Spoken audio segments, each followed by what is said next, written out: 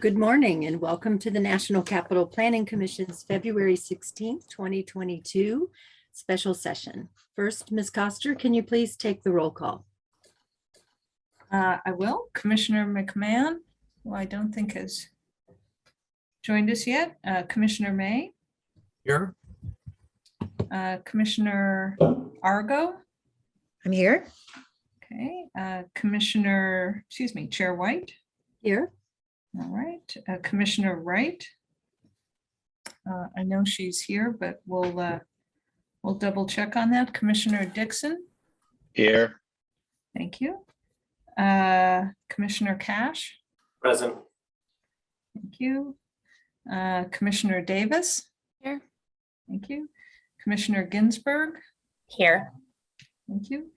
And I will note that interim DC Office of Planning Director Anita Cozart is joining the meeting today on behalf of the mayor.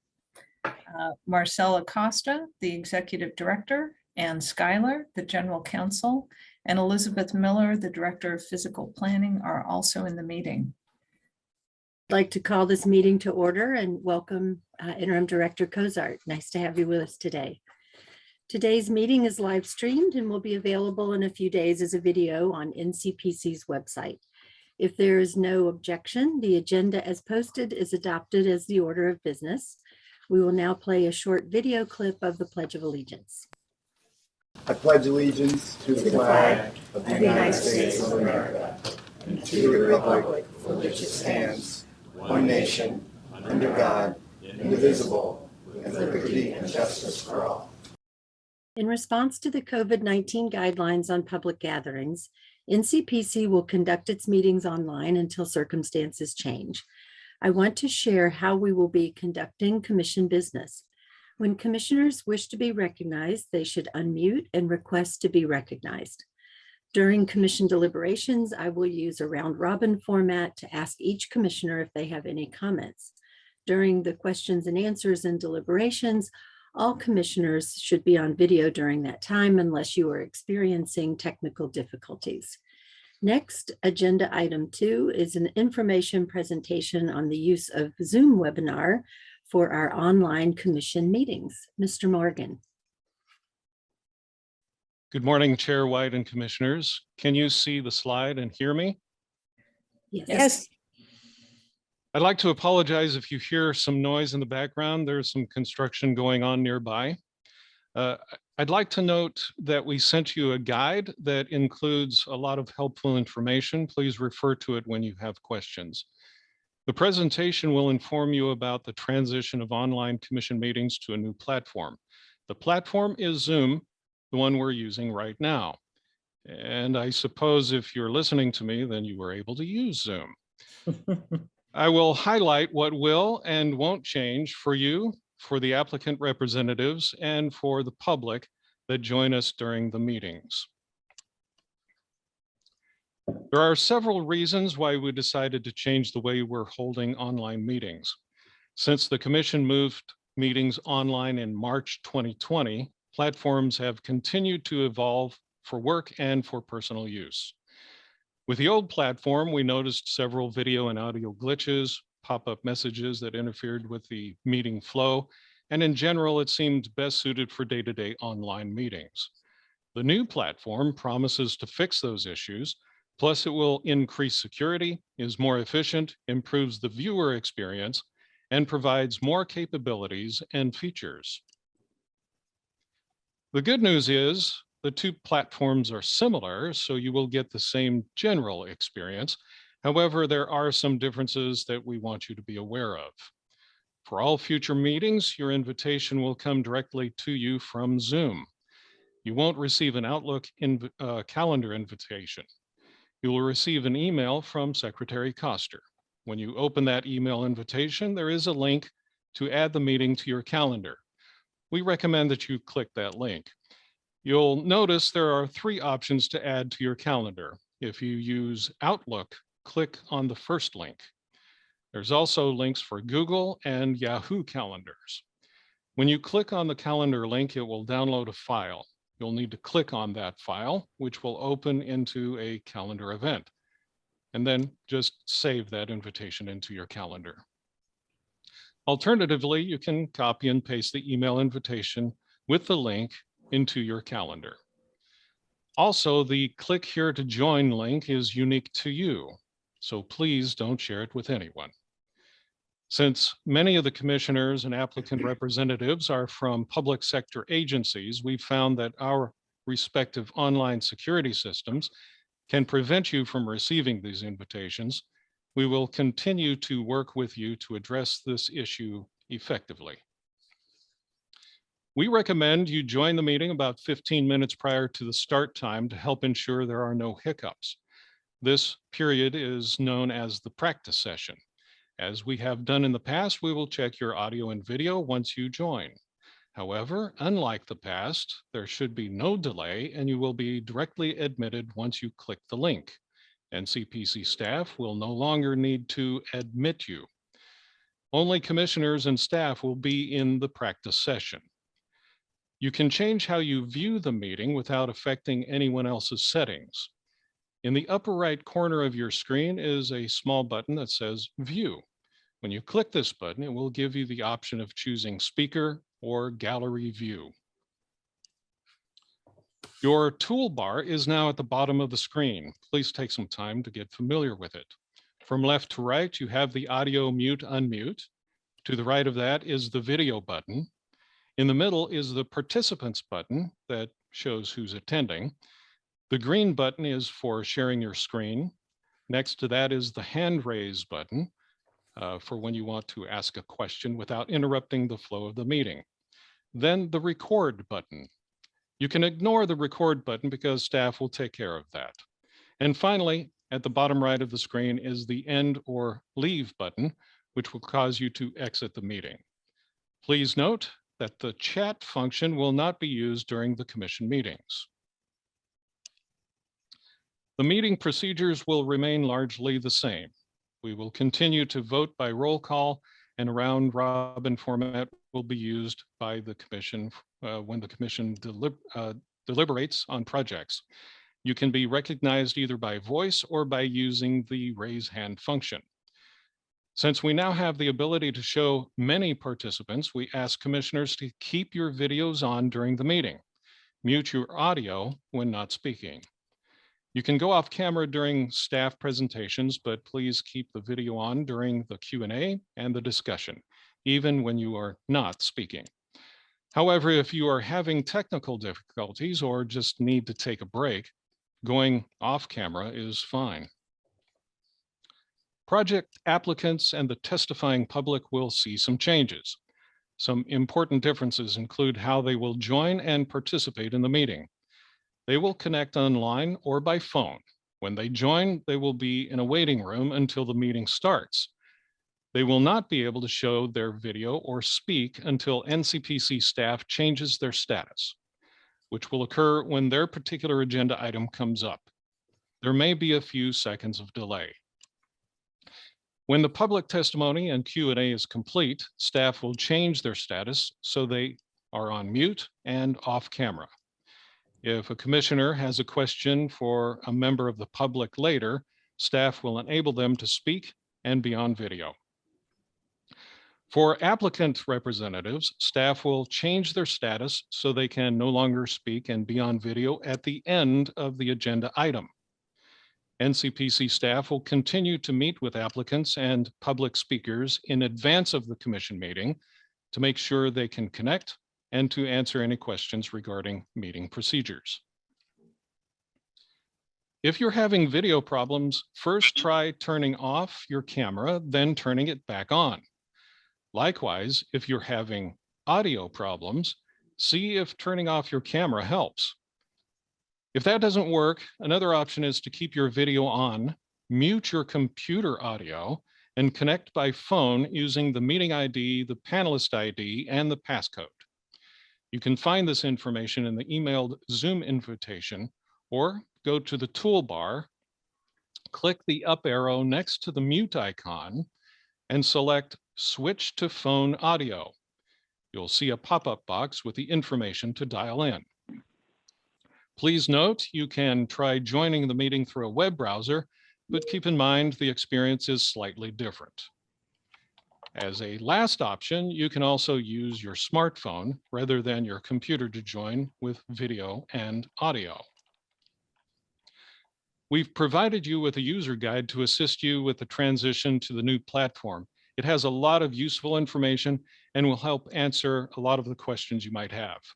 Please reference it to become familiar with how to join the meeting and check out the many useful tips included. We might update this document in the future as we adjust for how we use this new platform. In general, if you're experiencing any technical difficulties joining the meeting or during the meeting, we recommend calling or emailing the IT team. You can also contact Secretary Koster and she will make sure help is heading your way. Contact information is available in the user guide and in the email invitation. We recognize that people are now working from different locations, including home, office, and on the road.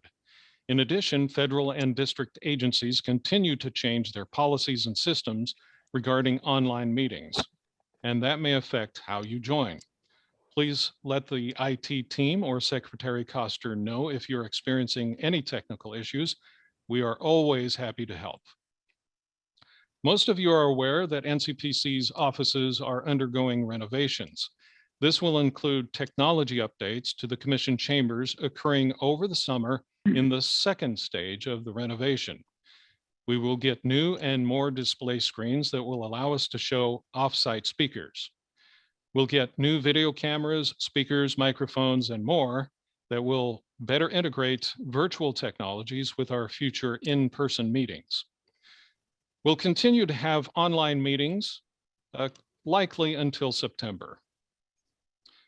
We are exploring hybrid meetings that involve both in-person and online participation and other approaches to provide greater access and opportunity for participation once we return to the commission chambers.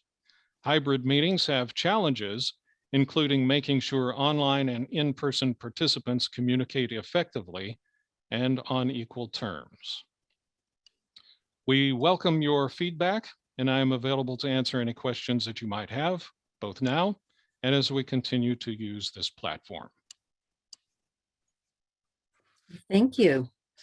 Do any commissioners have questions for Mr. Morgan? Yes, I do. Commissioner Well, Dixon? yeah, I was just wondering whether or not we could be provided. I did have it at one time, the NCPC background, so that we all could use that if we choose to do that and make it more uniform. But that's maybe a call for the staff. If that could be available or sent to us in some way, it would sort of unify the whole thing in terms of commissioners. We can make those available to every commissioner who wants them. I think that's a great suggestion. Any other questions for Mr. Morgan? If not, I'll now open it up to the commission for discussion, starting with Commissioner McMahon and then go in a round robin format using our normal seating order. So please keep your webcams on during the discussion. And first, Commissioner McMahon. Oh, good morning. Great presentation. Apologize for being a few minutes late, but I'm actually working with great support from the team last week and even today and ready to go. Thank you. Thank you. Commissioner May. Yeah, I don't have any comments or questions. Thank you. Commissioner Argo. Commissioner Argo, you're on mute. And now I'm not. Thank you. I have no questions or comments at this time. Thank you. Thank you. Commissioner Wright. Oh, my first question is, can you hear me? Yes, we can.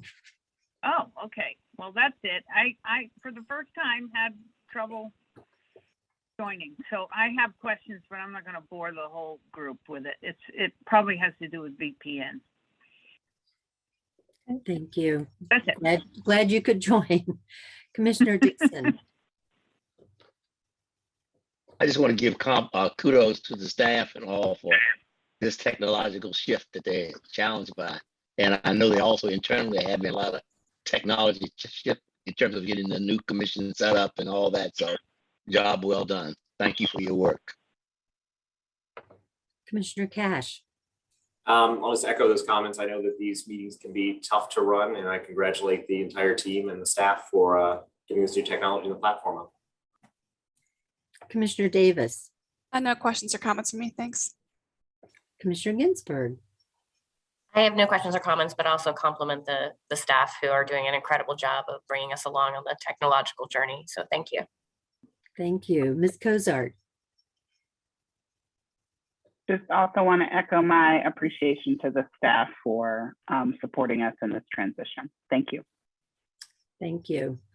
Well, I would echo those comments. A very smooth transition, and I appreciate you think through every detail and help us along the way. So it's much appreciated. And I'm sure we're going to continue to have questions and suggestions as we get familiar with this platform. And it sounds like staff will continue to work with us over the next few weeks before our March meeting to make sure we're receiving the invitations and respond to any questions. From my own experience, online meeting technologies offer great opportunities for participation and connecting with the public, particularly those who may find it difficult to attend meetings in person or to attract participation on a national level as well as here in the region. We will need to continue to make sure that our meetings are as accessible as possible, since not everyone has access to these technologies or is comfortable using them. Thank you again, Mr. Morgan, to you and the whole team. So next on the open session is agenda item 3, an information presentation on the Pennsylvania Avenue Initiative vision and concepts. I know there's been an enormous amount of thoughtful work to get to this point, and I'd like to thank the interagency group, including Commissioners May and Wright and the District Office of Planning for their leadership. And I want to recognize the hard work of NCPC staff and the consultant team. So now we're going to hear from Ms. Miller and Ms. Shearhold. Good morning. Can you hear me and see the presentation? Yes. That's great. Thank you. Good morning, Chair White and Commissioners. I'm Elizabeth Miller, Director of Physical Planning, and Karen Shearhold and I are thrilled to be here today to share a proposed new vision for Pennsylvania Avenue. In earlier briefings, we've shared findings about the Avenue's existing conditions, and last summer we were here to introduce the idea of America's stage and 3 distinct themes to guide development of concepts for the idea. We are focused on Pennsylvania Avenue between the White House and US Capitol, which, as we know, is one of the most high-profile streets in the nation. However, the avenue has been transitioning for some time.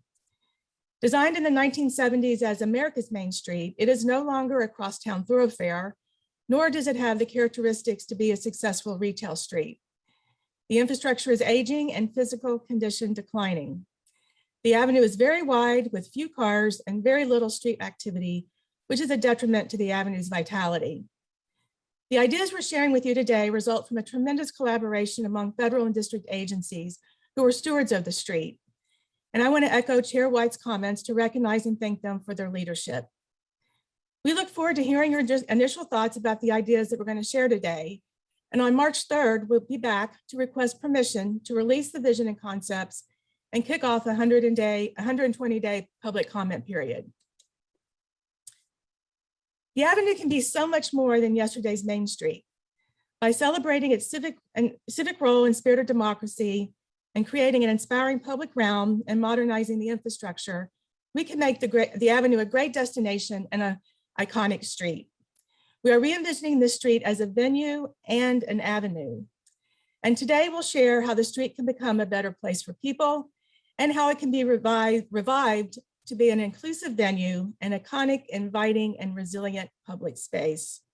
And I'll start by sharing the Avenue as a venue. Quoting Helen Marriage, one of our subject matter experts, she said that the Avenue should be a place for ambitious, ephemeral events that live in people's memories, transforming lives by the way we see the world.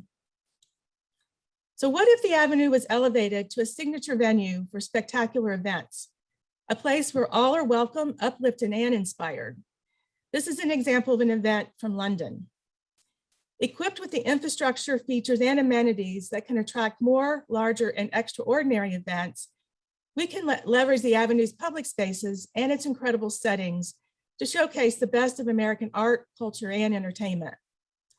We can scale up the quality of programming to bring more people together to celebrate our past, aspire to our future, and expand our imagination. Many large program events already occur on the National Mall. Shown here is the Concert of Valor.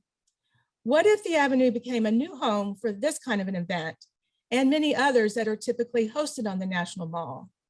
This could elevate the Avenue's visibility as a place to tell our stories, celebrate, commemorate, and just have some fun. And it also will relieve pressure to overuse the mall. What if the Avenue offered comfortable public spaces to attract people back downtown?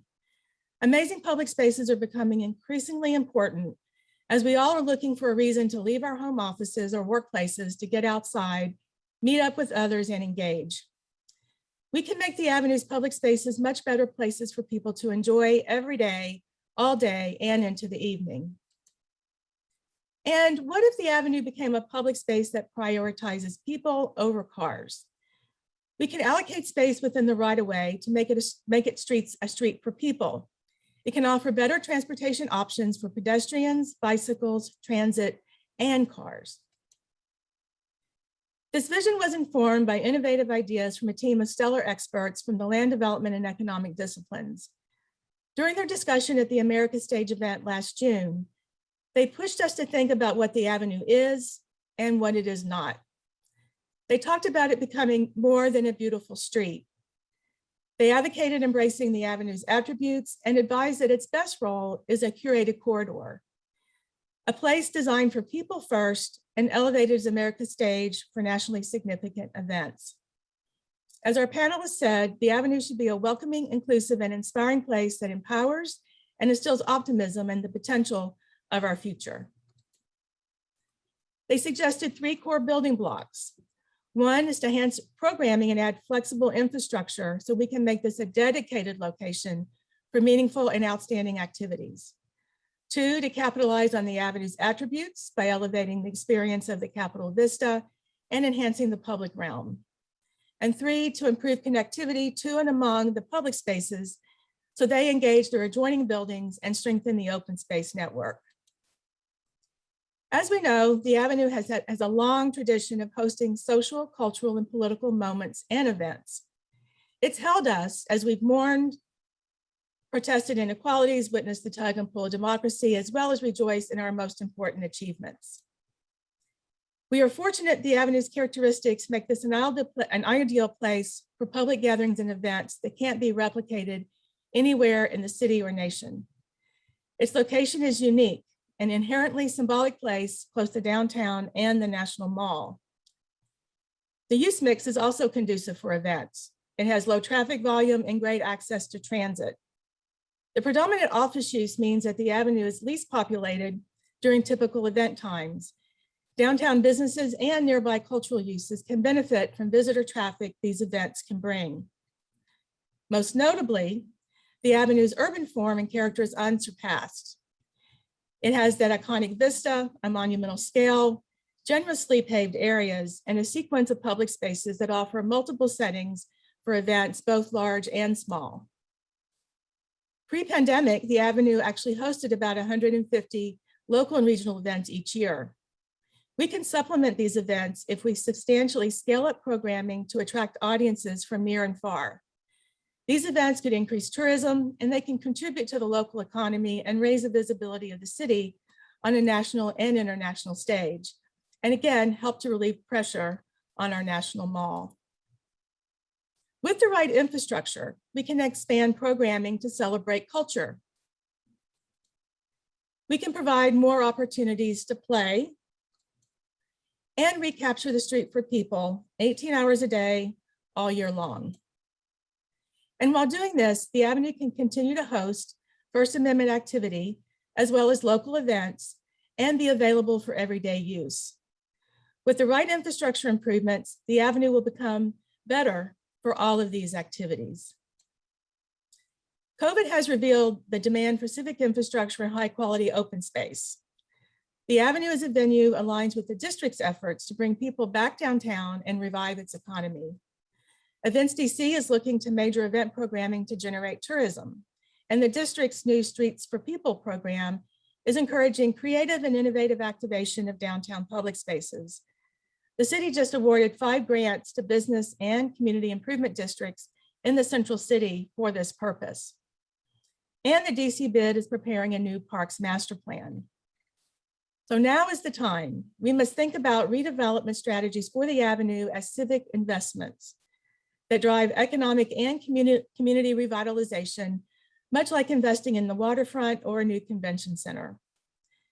The avenue can play an important role in the district's recovery.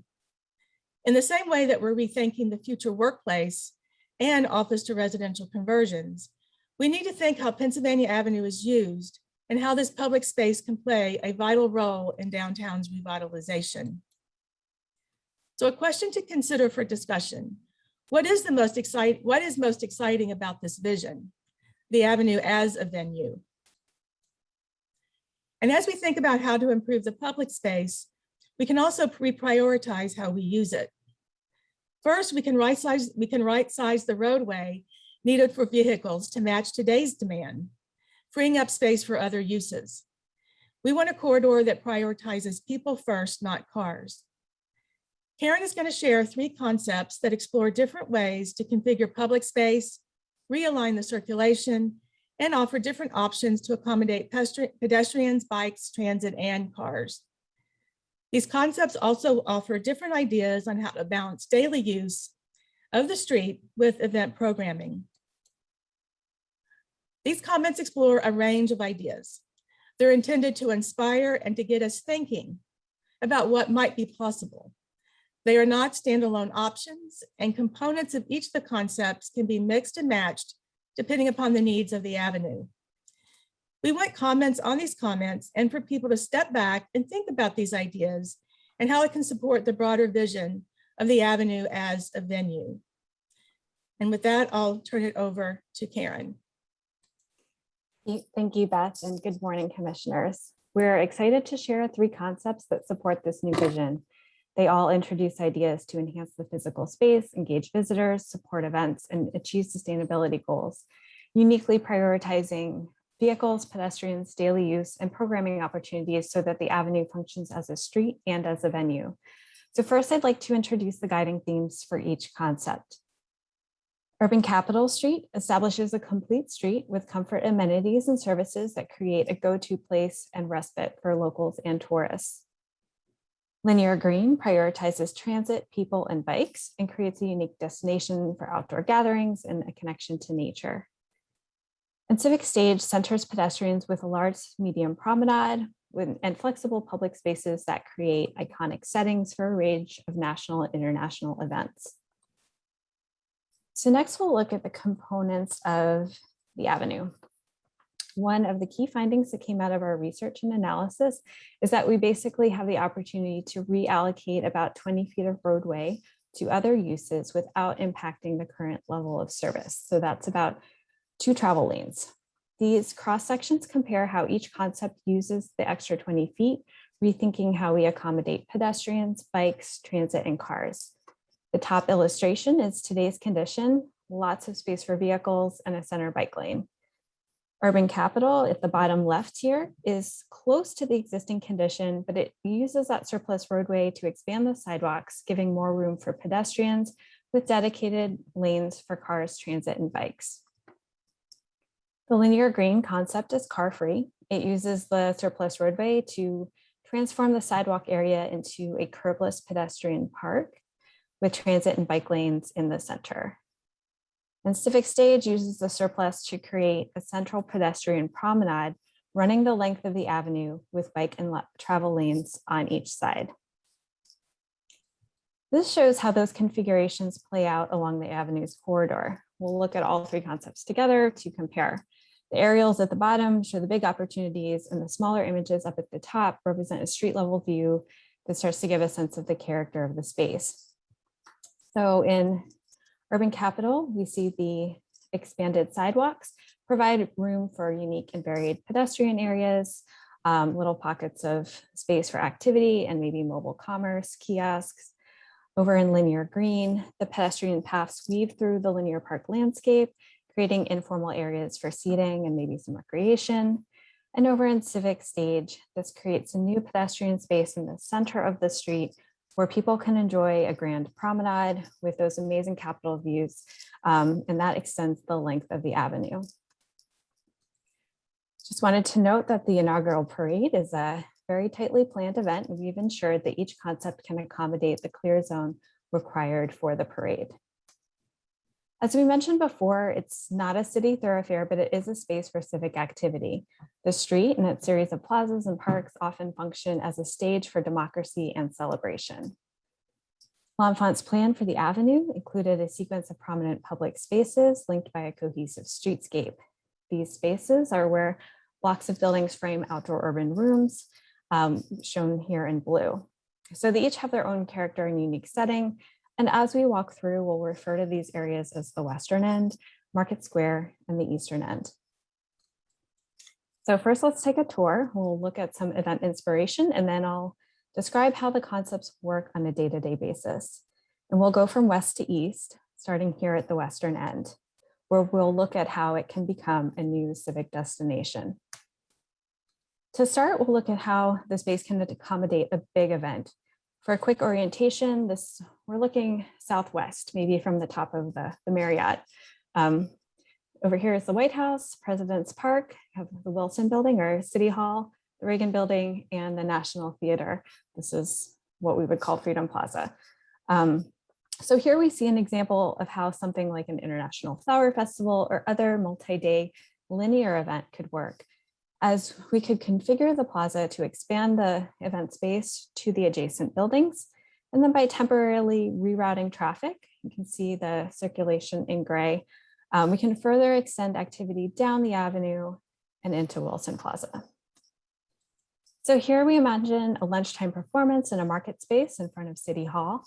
In this example, taking Freedom Plaza to street level and creating a curbless event space that could expand from building face to building face for different sizes of activity that really increases its flexibility to accommodate different types of events. So now we'll take a closer look at the day-to-day conditions, how cars, transit, and bikes move through the area, and some opportunities to enhance the public space. Urban Capitol, here on the left, reestablishes the avenue's historic alignment, bringing travel and bike lanes diagonally through the space with a curbless roadway. This creates two bow-tie plazas, a dedicated open space for the National Theater, and a new City Hall Plaza for the Wilson Building. In the center, linear green moves transit and bikes to the south. This creates a park in front of the National Theater that begins that landscape sequence that extends to the US Capitol. And at the right, Civic Stage moves the travel lanes to the north, with bikes continuing through to the south. This creates a gracious plaza in front of the Wilson Building and a more prominent entry for the White House Visitor Center. Next, we'll move to the center of the avenue at Market Square, where we'll look at how this area combines with the avenue to become the new heart of the neighborhood. For orientation, again, we're looking northeast here. The Portrait Gallery and American Art Museum up at the top, National Archives on the bottom. This is the US Navy Memorial. First, we'll imagine an elegant outdoor dining event, something that could be part of a multi-day food festival or maybe a community celebration. Here, temporary closures on the avenue and along 8th Street create a cohesive 18-hour event space with a stunning backdrop of views of National Archives, the Portrait Gallery, and the Capitol. Here's another option, something a little less formal, maybe an outdoor glow-in-the-dark Frisbee tournament or a movie night on the lawn. Closing the avenue to all traffic here could create a large central park space. We could also extend the event space up Indiana Avenue to create a unique setting for leisure and recreation. Here we'll look at different ways the Market Square area supports daily use and how the spaces on either side of the avenue can connect and expand to become the heart of the neighborhood. Going left to right again, this ranges from Urban Capitol, adding a simple mid-block pedestrian crossing to improve pedestrian quality, to linear green, where closing this block and rerouting transit around it creates a permanent space for an active urban park, to Civic Stage, where an expanded pedestrian crossing joins with the center promenade to create a new central square. Moving along to the eastern end, this is where Pennsylvania, Constitution, and 4th Street intersect, where we'll look at how the eastern end can become a memorable setting for both daily life and spectacular events. Here we're looking north and slightly west. The National Gallery of Art buildings are towards the bottom. This is John Marshall Park, and this is where we just were at Market Square. So let's imagine if the downtown holiday market scaled up to be a winter festival, complete with the best of winter sports, skiing, skating, hockey, curling, maybe. Straightening Constitution Avenue's alignment here and adding a permanent closure at 4th Street creates a big main area and starting point for larger events that could extend west, both down the avenue and potentially also along Constitution. And of course, the avenue has to remain a place to collectively gather.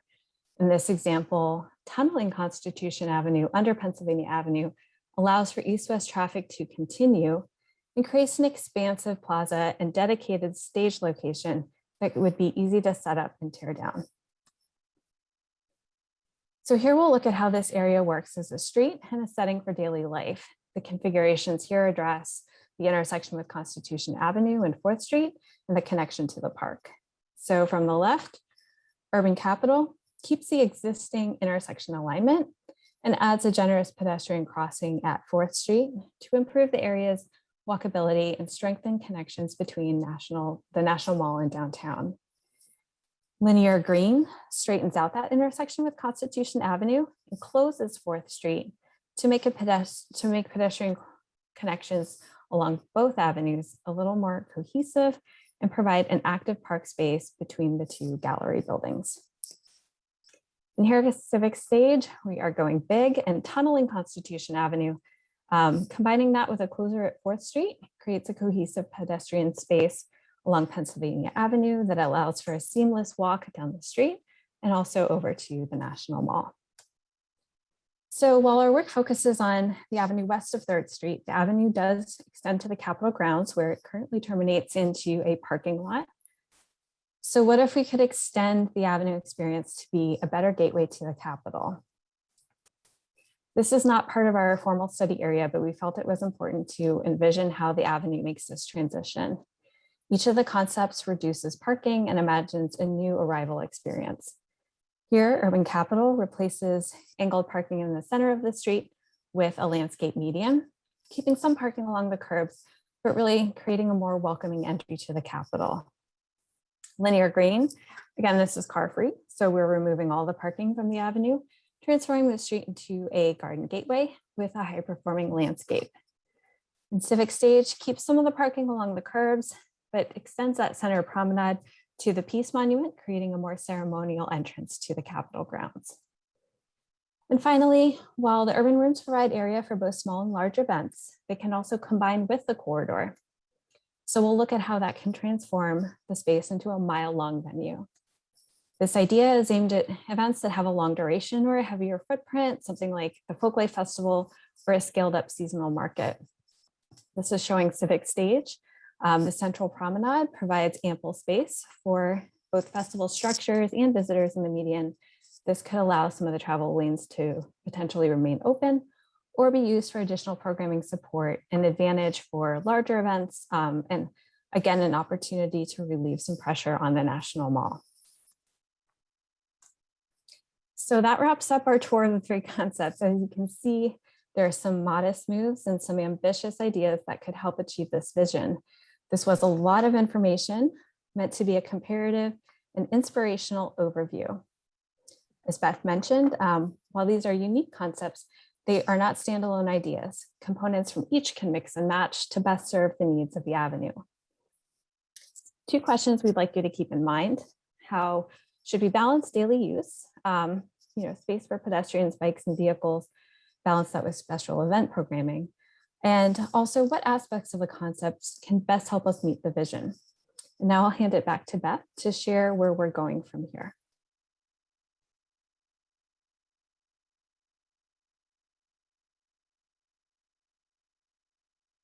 You're on mute, Beth. Yes. Hold on one second. We can hear you now. Yeah, I know I'm moving some things around. So thank you, Karen. So how do we make this happen? The Avenue has gone through cycles of renewal and decline for more than 200 years. It's always been reinventing itself to meet the needs of each era. The plan that guides the Avenue today is almost a half a century old. And in the past 30 years, we've seen physical, land use, and economic changes that have altered use of the Avenue. These changes have been accelerated by the pandemic, which is rapidly reshaping the office and retail sectors and transportation, as well as causing challenges for downtown Washington. Federal and local agencies agree a new vision is needed and it's time to look forward to the next 30 years. A new plan will give us a roadmap to guide the Avenue through the 21st century, and it should be agile to respond to changing conditions. The new plan will address infrastructure and public space improvements. It can establish a new governance structure and simplify the regulatory framework, and include an important phasing and funding implementation plan. Preparing a new plan will take time, money, and will. However, while we work towards developing a new plan and this larger vision, there are things that we can start doing now to make incremental improvements. Federal and district agencies are developing short and midterm actions to implement improvements that can show quick returns with modest investment. Important events are on the horizon. The inaugural in 2025, the country's 250th anniversary in 2026. These events provide opportunity and incentives to use pilot projects to test proof of concept. And this is even more reason to start planning now. In the midterm, we can make event-related infrastructure improvements to ensure that the street's surface and its utilities like telecom, power, water, and security will support these upcoming celebrations, as well as future cultural and entertainment events, both large and small, and help manage First Amendment activity. In the long term, we can implement public space improvements over time. Any one of these public spaces or the corridor itself can be phased in any order according to priority and need. At your March meeting, we'll ask the Commission to release the vision and concepts for a 120-day public comment period. We want to hear the public and stakeholders' ideas on how to improve the public space and strike the right balance between events and daily use for pedestrians, bikes, transit, and cars, while we maintain the symbolic and historic character of this great street. We'll use this input and feedback with guidance from our executive committee, the federal and local agencies, to refine this vision and concepts into a blueprint to modernize the Avenue's infrastructure and improve its physical condition. This presentation will be posted soon to the Pennsylvania Avenue Initiative page on NCPC's website. We will also post additional ways to view the concepts before we start public review in March. The public can also sign up on this page to receive updates by email. So Chair White, this concludes our briefing. We look forward to initiating public discussion about the potential new vision and how we can improve the public space to achieve it. I want to thank NCPC and the ZGF consultant team for their contribution to this work. Karen and I, along with Otto Condon from ZGF, are available to answer your questions, any questions that you may have, and we're excited to hear your initial thoughts. We've posted a few questions here to help prompt your thinking. With that, I will turn it back to the chair. Well, thank you so much, Ms. Miller and Ms. Shearhold, for a wonderful presentation. I'd like to remind the commissioners to please turn on your cameras throughout the discussion. And at this stage, do any of the commissioners have questions for our staff or Mr. Condon? Hearing none, I will now open it up to the commission for discussion. I will start with Commissioner May and then go in a round robin format using our normal seating order. So please keep your webcams on. And Commissioner May, your thoughts. Okay, well, I have too many thoughts. I could just babble on for a long time, even though I don't know, when did we start this, Beth? It was a while back. A little while. 5 years ago, 10 years ago. I don't know. 7 years. 7 years ago. Yeah. And I'm, you know, when we reach a milestone moment like this, it really is a big thing. And I mean, after 7 years, it's a little hard to maintain your enthusiasm. You know, you sort of get worn down seeing the thing presentation and process different way, but I think it's gotten to a really good place. I'm just so excited about it. I want to scream. I'll spare you the screaming, but this is really great. This is a really, really great, important thing. This is probably the most important thing that NCPC has done in my time or can do in my time. There is nothing that's going to impact the city as a federal city or as a living city that serves its residents more than this will.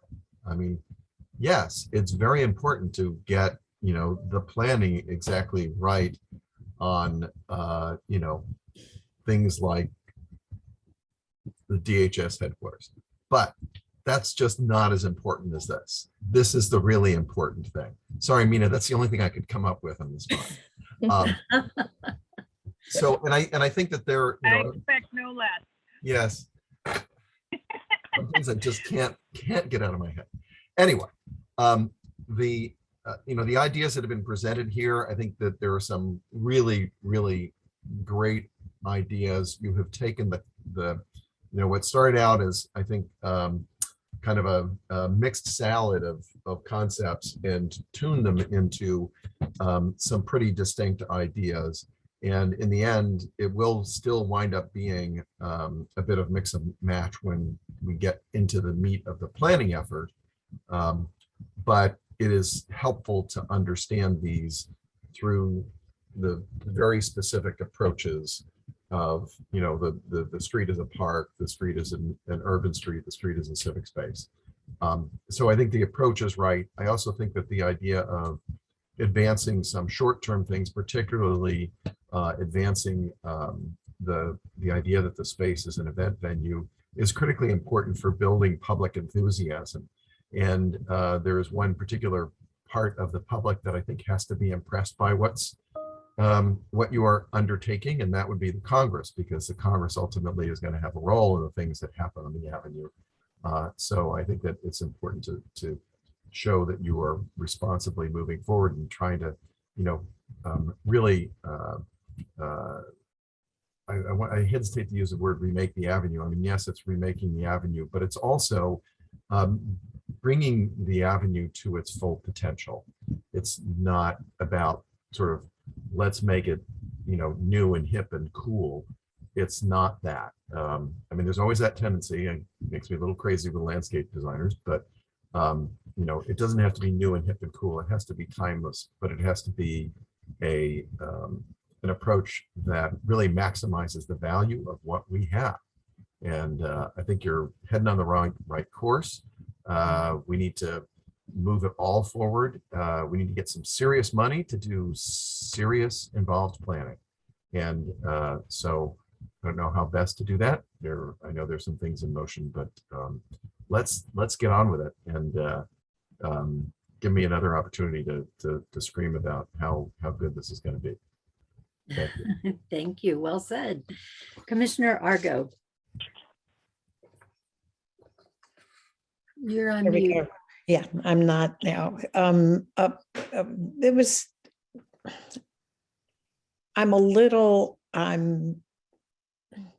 There's so much to take in here that I need I think I need, and maybe we all do, I don't know, maybe it's just me, an opportunity to kind of digest the different components of what we're talking about here.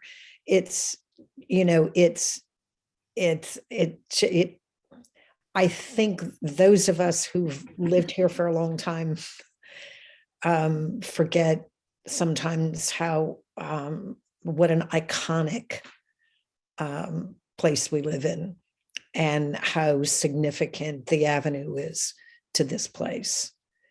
So taking that all in, it's exciting. Having taken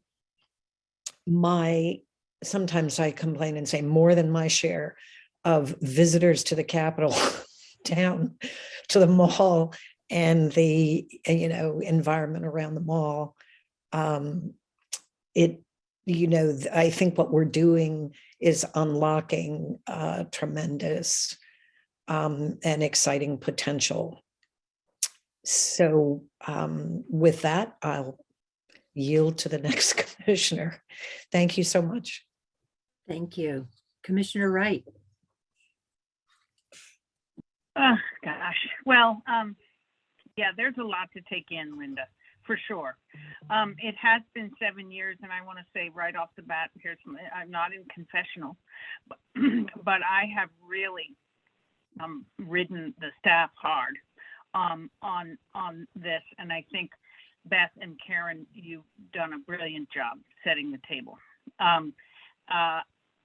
There's a lot to think about in the sort of mix and match idea of and it's probably true that not one of the concepts in toto is the right thing. It's some combination, and we'll figure that out. But I want to say two things and not take up a lot of time because I've spent a lot of time talking about this. And I am also, I can't say during the entire 7 years that I was always enthusiastic. Some of it was like, oh my God, could we just, stop studying? But it was worth doing that. And I think, ironically, I thought about this last night.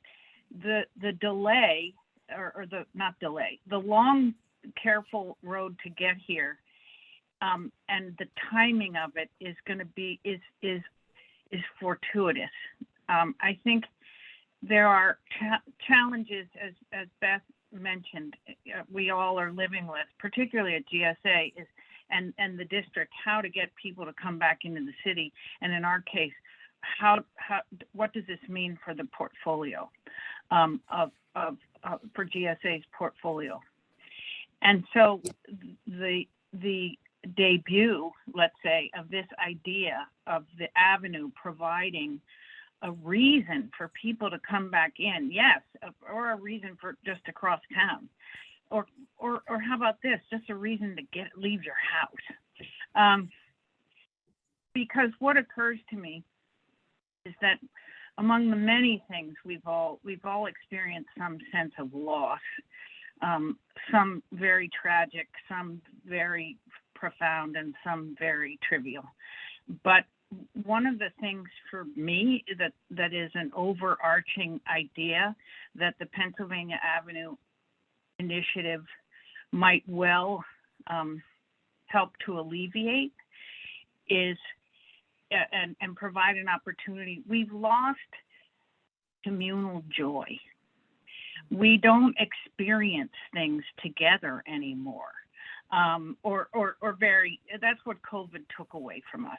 And I think that the Pennsylvania Avenue Initiative has a tremendous opportunity to provide not just a reason on a very practical terms of bringing people back into the city with their pocketbooks, and to provide revenue for the city, which it desperately needs, like every city, but more so in DC because of the federal government's exodus to telework, but also to provide this more ephemeral commodity, which is communal experience.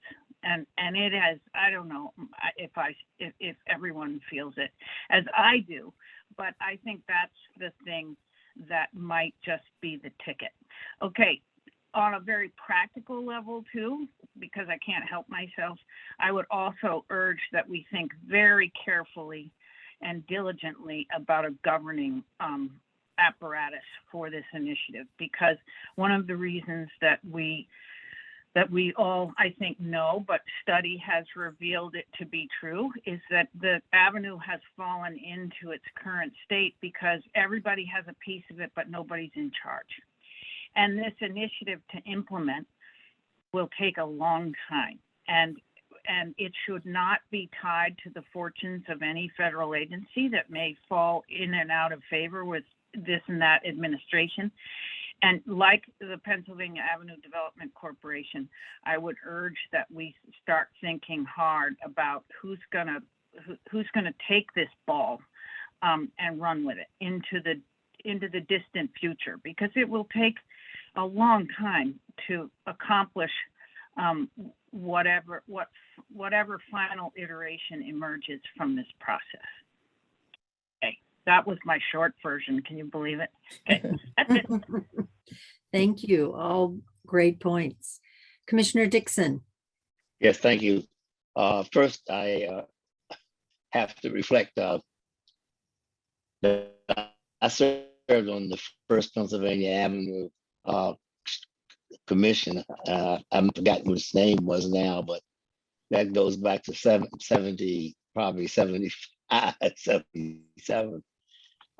So this is really interesting to me. We wouldn't think about eliminating cars. We're trying to figure out how to get more traffic on it, and really our big push then was the buildings that lined it, that they be respectable and appropriate for it. But we're in a different world now. I do want to ask, it was mentioned at the end by Ms. Miller, that we need to look at the technology applications here too, because I think that sound systems, camera systems, for both sharing with the public and integrating them into the experience of the entire avenue is very important, not to mention the security part of it, because these things will require at some point heightened security if it's used properly. So I hope we spend time thinking about how technology can be included, including some lighting capacities that may differ for events, so that could be part of it too. I also am very moved by the fact that, as to Commissioner Wright's statement, we have been separated so much because of the pandemic and so forth that our democracy has been affected by it. The sense of belonging and being one country, and the symbolisms of the Capitol at the end of Pennsylvania Avenue and others along the way that can be brought there can help strengthen, I think, a weakening appreciation for our democracy and how valuable and how fragile it is. And even the 1/6 event shows you that people don't really understand, in my mind, how important that building is at the other end of Pennsylvania Avenue. So this will hopefully help that kind of connection with our government and our way of governing. I also want to ask on slide number 45, I don't know if they can pull that up easily, but I think I saw something over the avenue, like an Arch de Triomphe. And I want to be careful with you on that, because at one point when they were looking at the Marine Navy memorial, I was a proponent of an Arch de Triomphe over that area. And I got into a lot of trouble for that. So I don't know if it's a new idea coming back, but maybe not. I don't know. And anyhow, I see this looks like it's more temporary, but I'm just happy about this. Yeah, and I just hope that I agree with all comments made about how significant this is and how important it is. And I'm glad to be a part of this. It's amazing that I've been able to see it go through these stages, and I'm happy that I have been able to. Thank you very much. Great presentation. Thank you. You've come full circle, Commissioner Dixon, and how wonderful to have your perspective from those early days of this plan. And that you maintain your enthusiasm for it is really impressive. Commissioner Cash. Thanks. I just want to echo all the thanks for all the thoughtful work that's gone into this. I think this is really important, both at the local level and nationally. So I just want to give kudos to all the work that's gone in here to date.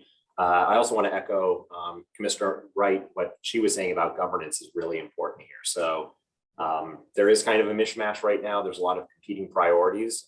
So I think that any kind of structure that can make sure that the district is involved, that the federal government's involved as it needs to be, and especially with an eye towards the real possibility of moving towards statehood in the near term, and this would be a major borderline. So I think that making sure that governance structure is in place as early as we can to future-proof for anything that might happen with statehood, with other changes. I think that's just really important. The only other thing I wanted to mention was also echoing the practicality concerns. I just want to make sure that we're looking to transform the avenue into something new with a lot of things like maybe at grade crossings and all that, but also respecting that this is a major corridor for several bus lines, I would say, and just practical concerns come in there with if you don't have a curb and ADA compliance and all of those things, because the 30 buses, that moves a lot of people. And once the pandemic's over, that will move even more people. And there's just considerations with turn lanes and all that. We went through that when Pennsylvania Avenue was closed off before in front of the White House, and we just really need to think that stuff through. And not to put too fine a point out, but just as an example, I would say that the great work the Office of Planning and DDOT did with Black Lives Matter Plaza, that's a great new civic space, but it actually turned out creating a major reroute of the S bus lines because they can no longer make that skinny turn. And then that has a cascading effect of moving everyone from I Street onto K Street into the little median to pick up their S line right there. And it closed a bunch of the lanes on K Street that are normally the parking lanes. So just small design considerations like that, especially if you aren't working with stakeholders like WMATA who wouldn't otherwise be involved here, it just causes a lot of kind of cascading events. So just when we're looking to the future and what kind of configurations we want, I think just really thinking about those practical effects that have a real impact on the district residents, but also more so for NCPC, all the federal workers that are here and rely on some of these routes, because if you eliminate that, it can really move things around to either E Street or Constitution, and there's a lot of practical concerns. So I just want to make sure that moving forward, those kind of concerns are always in the back of our head when we're deciding what this avenue will be and balancing it with the needs of the district right now and what's been providing for us. So, but again, thank you for the presentation. I think that it's really some good, thoughtful work that's gone into this. Thank you, Commissioner Cash. Commissioner Davis. Yeah, thank you for the presentation. Really appreciated hearing about all these options and look forward to following this into the future. Thanks. Commissioner Ginsburg.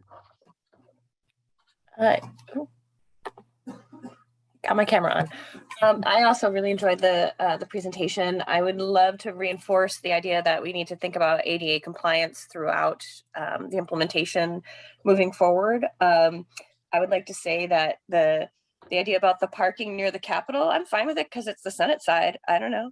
Not touching the House side parking. I might change my mind if things shift. But I'm assuming those are going to be very difficult conversations. So look forward to those.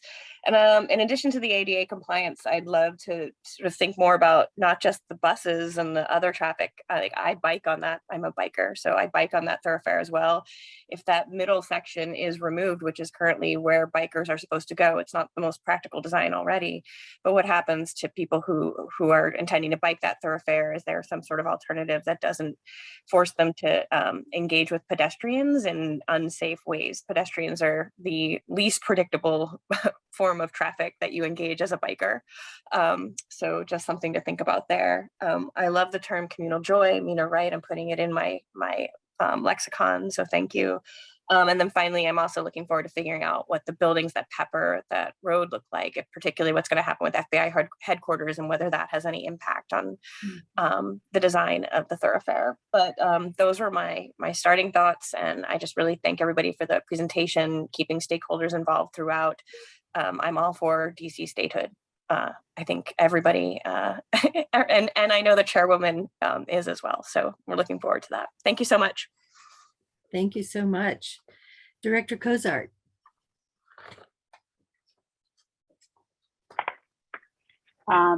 It's the benefit of going towards the end is that you can adopt some of the lexicon that has been shared so far, which I will do.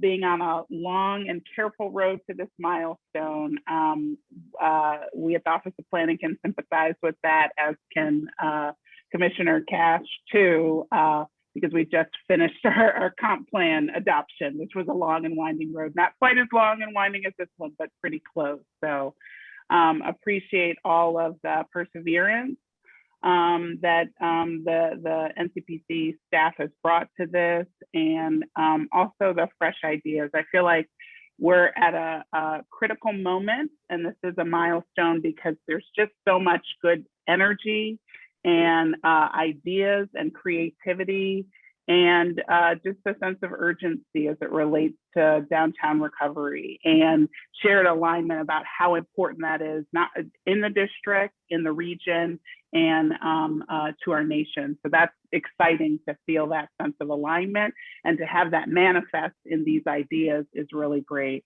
And it's exciting to be at a point where we're going to share this with the public, because to Commissioner's Wright comment about communal joy, you know, there's this community of memory of our district residents about, you know, going to Pennsylvania Avenue for a barbecue battle, spending time, you know, in celebrating championships when we have had a rare opportunity to do so. You know, it's really been a place and an opportunity to really celebrate together. So that communal joy is something that we can really evoke through this public comment period. And so I'm excited about that, and excited about bringing, in particular, district residents in alignment with that as well.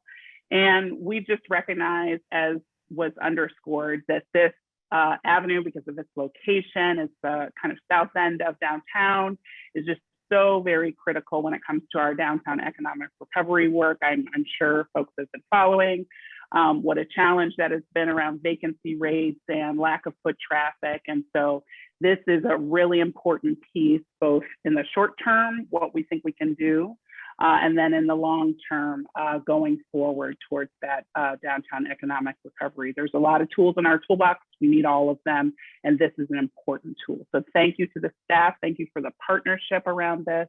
And we're excited, and Commissioner May, I'm ready to scream with you in silence, so I'll put myself on mute. Thank you so much.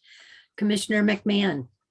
No, thank you. I'll just note, first of all, that I'd like to transition of the commission to a cycling commission here. We now, Peter, seems to have, we have another bicycle rider with us. I'm glad to see that. I especially joined Pennsylvania Avenue on the 4th of July as a cyclist. That was very unique. And this kind of lends into that as we, you know, re-envision Pennsylvania Avenue. I like what I saw. Great presentation. Listening to those of you who have been involved in this with the staff for so many years to help bring this to this point, I think is worthy of note, and congratulations. Look forward to watch to see how this actually translates into reality in the next few years. But certainly right now, if nothing else, this is an unplanned but fortuitous inflection point in the country as we come out of COVID and apply the lessons learned over the last couple of years of taking care of such an important piece of the district. So thank you all. Thank you. Well, what a thoughtful group of commissioners. The perspectives that you bring and the passion for the work is so evident and really inspiring. And I just have to say, this is a very exciting moment. And the inspiring presentation that we heard from the staff today is a reminder that we have an incredible opportunity right now to use the avenue to attract people back to the downtown by offering amazing public space and a venue that can boost economic and community development, so eloquently spoken by Director Cozart, and help the district recover from the impacts of the pandemic. And I agree that Commissioner Wright gave us a brand new phrase to inspire us even further as we pursue this work. I think that all of the conversations around where we might be heading in post-COVID urban spaces, the importance of open space for our physical and mental health, creating outdoor destinations for connection, multimodal transportation options that focus on people are all coming to play in this physical space.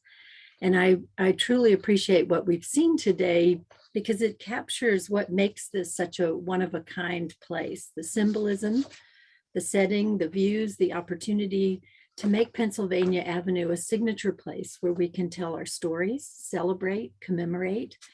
And there's a lot of information to absorb, as everyone has pointed out. So I'm glad we have had a chance to have this presentation today and think a little more about it. The rich renderings that really give you a sense of what these places could be is really provocative. And I'm so eager to hear from the public how they respond to what you've presented.